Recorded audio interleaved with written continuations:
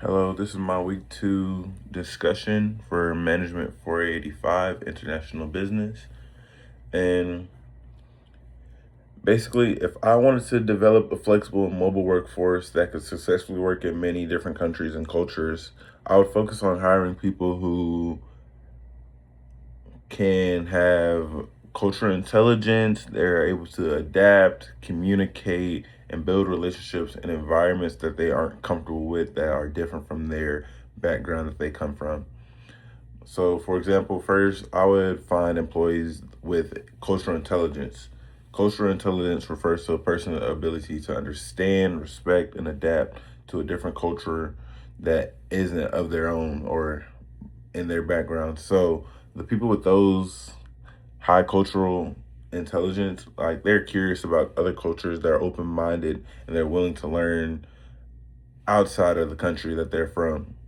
Second, I would hire people who are adaptable and flexible, which would be key traits because employees should be comfortable with their change and like they should be able to adjust to new environments, the laws of a different country, and the workplace practices of a different country as well.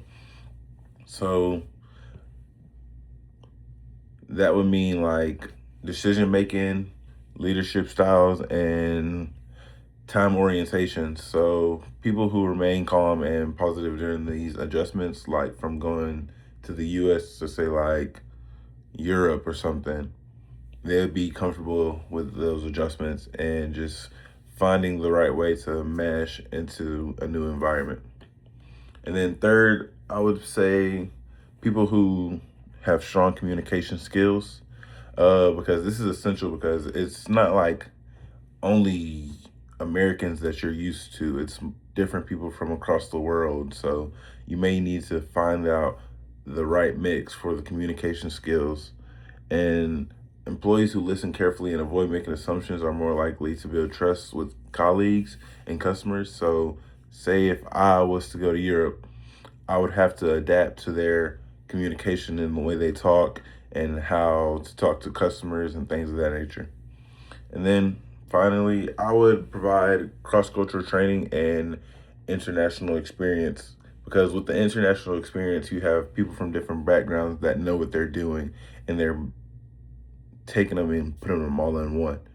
So overall, I would build a adaptable team, a flexible team, and I would recruit people who have good communication skills and take on people who have open mindsets to coming to a new country and trying to work. One of the questions were, what are some of the barriers that you would encounter by doing this? And I came up with a couple barriers, but my first one would be the language difference. For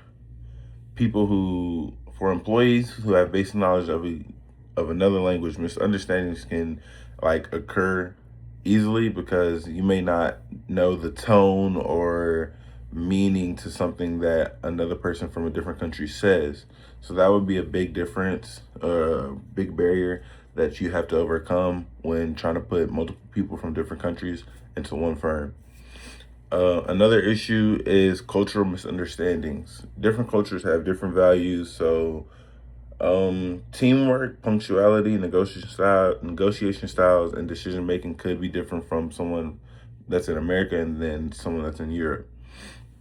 And then the third barrier I said is the resistance to change or not being able to adapt.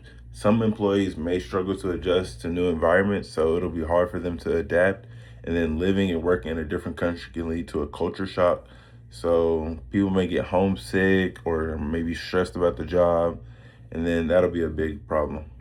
And also, there are legal barriers. So, like moving people across borders, it's like laws with work visas, labor laws, and tax regulations vary by countries as well. And then I said differences in business practice and workplace norms as well can be a major challenge because working hours, gender roles, and workplace like they all vary between countries, so you'll never know how that works. And then the last question was, how might I achieve my business objectives? And I said To achieve the business objectives first, the company should recruit employees with global mindsets and cultural intelligence, like I said before. So get the people who are open-minded and that will be willing to adapt to another culture that they aren't used to. And then grabbing those people, it will form a good teamwork with diverse groups. And then, of course, you got to have international experience as well to be able to form that bond. And then I said organizations should provide cross-cultural training, cross-cultural training as well. Um, these programs will teach the employees about different cultures and the values and the communication styles that others may have. And then another important step is language training and communication development. Like I said once again before, you can't expect someone from America to just automatically connect with the communication style that someone has from Europe. So it'll be different.